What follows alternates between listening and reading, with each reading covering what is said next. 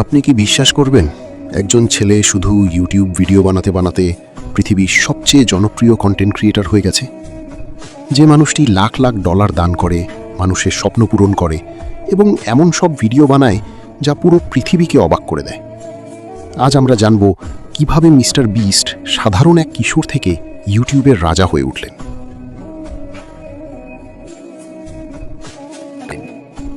তিনি দিনের পর দিন ইউটিউব অ্যালগোরিদম নিয়ে গবেষণা করেছেন। কোন ধরনের ভিডিও মানুষ বেশি দেখে, কিভাবে দর্শকদের ধরে রাখা যায়, এসব নিয়ে তিনি ঘন্টার পর ঘন্টা চিন্তা করতেন।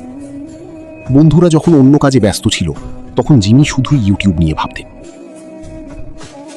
তার জীবনের বড় পরিবর্তন আসে যখন তিনি 1 থেকে 1 লাখ পর্যন্ত গুণে দেখানোর ভিডিও তৈরি করেন। শুনতে অদ্ভুত লাগলেও সেই ভিডিও ভাইরাল হয়ে যায়।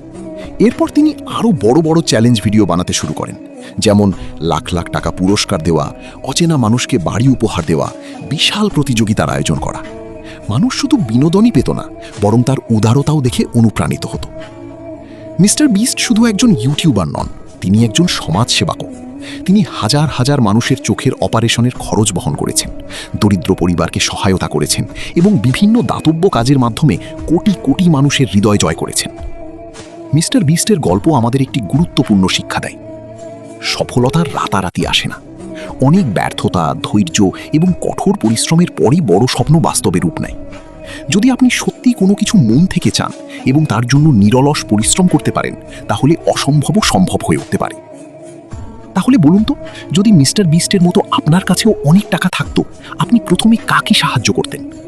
কমেন্টে আপনার মতামত জানাতে